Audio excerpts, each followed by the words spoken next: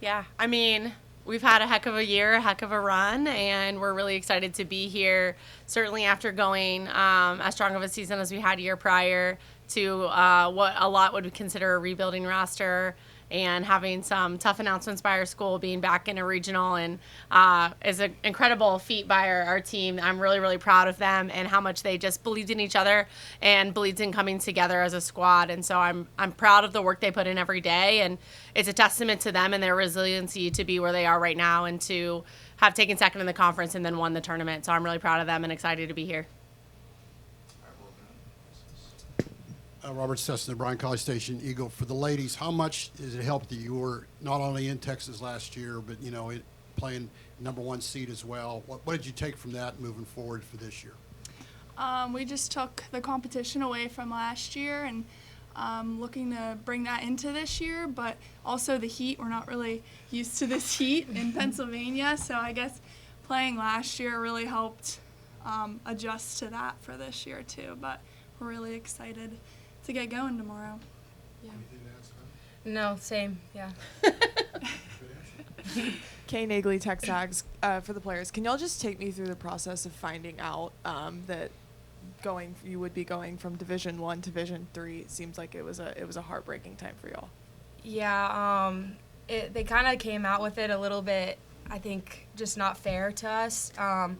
We kind of found out through an email first before we could even find out from our coach, so that was hard enough. But I feel like we've just kind of persevered through that entire experience, and I think it was really tough. But we're on the other side of it, and yeah, it's just better that way. So.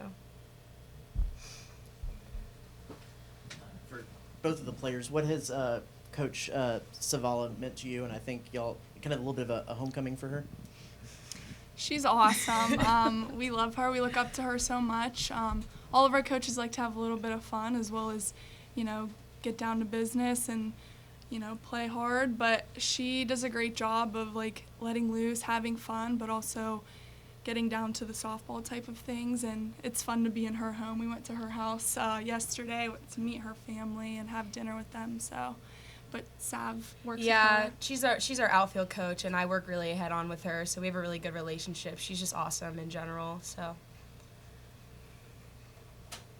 Anything else in here? Yep, we'll go to the back. Parker Ream, Fox 44. Beth, just kind of having that experience maybe going up against these top-tier teams, what's been the mentality, heading into this regional for y'all and just preparing for tomorrow? Absolutely. It's very much why not us. We have worked really, really hard all year, and just because maybe our facilities aren't as shiny doesn't mean that our work isn't as valuable.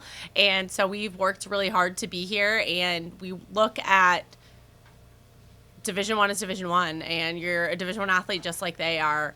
So let's go in there and compete.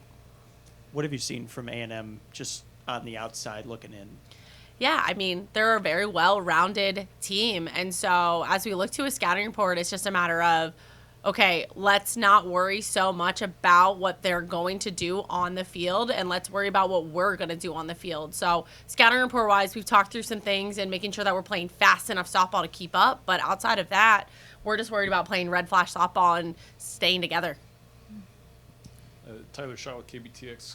Coach, is there a comparison to a team you've played this season that is kind of similar to style of play? What you anticipate seeing tomorrow? Yeah, we started off our season at South Carolina, who's the number 8 seed in the tournament. So we really focus on trying to get into a big stadium every year. We were slated to play Texas, unfortunately didn't get to due to some illness on our end. But we had some big teams on our schedule intentionally to make sure when we ended up in this situation, like we planned on going to a regional, we were ready. So we, played South Carolina 6-0, didn't get run ruled. That's something, and that was our first weekend out when honestly we weren't playing very great softball. So now that we're playing our best softball, we really feel like we can go out there and hang in. And then how do your approach at the plate when you're against this pitching staff, and especially with Emily Kennedy and just kind of the arms that you'll see out there? Absolutely. I think our approach at the plate is stay in our zone. I think that's a huge thing is when you're watching these A&M pitchers, they're getting a lot of swings outside of the zone. And so how do we pick our pitches? What's our best pitch to hit and stay in our zone? As long as we can do that and continue to swing hard, we're going to put a lot of good balls in play. Beth. What kind of similar question to them? What is Coach Zavala meant to you, and what does it mean to be able for her to be back home and you to be back to a place that's pretty close to where you've been before? Absolutely. I actually played my last high school game ever at A&M's old stadium because I'm a little bit older. But so it's kind of cool to be back coaching in this field. And I've known Coach Zavala since she was 16. I coached her in her college days.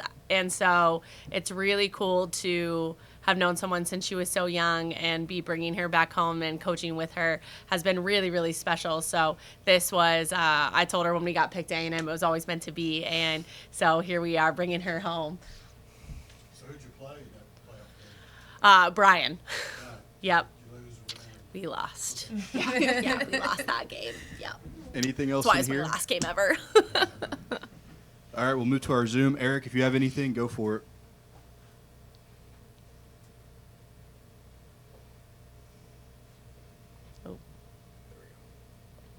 Your sound was all the way down We had there, you muted, Eric. Eric. One more time. All right, I'll ask you again for the players. What's it like playing for your coach? Oh gosh.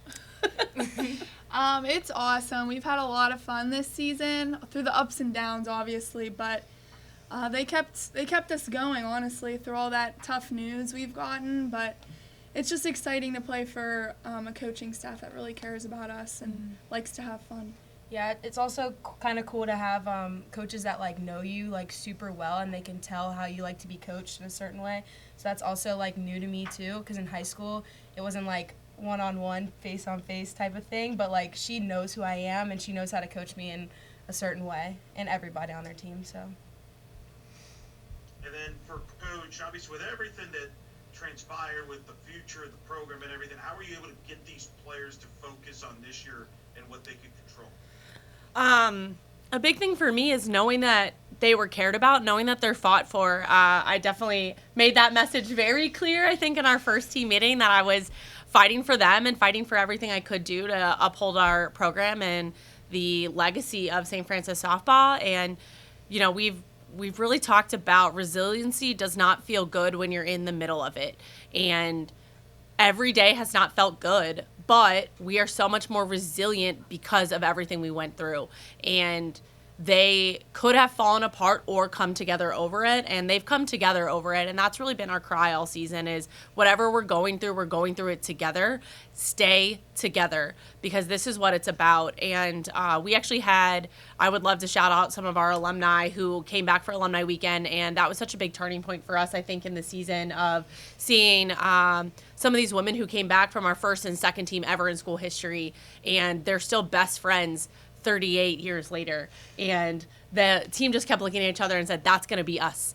And that's what it's about, is, yes, the wins and losses matter. We're an incredibly competitive group. We definitely value competition. We definitely value winning. But winning isn't the most things that you're going to remember. You're going to remember the trips to the regionals, the time that you got stranded in an airport. You're going to remember the TikTok you made with your team when someone fell down. You're going to remember all the funny stuff that happened along the way, all those moments that really made you become best friends through a sport that gave you so much. And so that's what we've really focused on, is, yes, we want to go win. We're very competitive. We've done the work to do that. Now let's make some memories.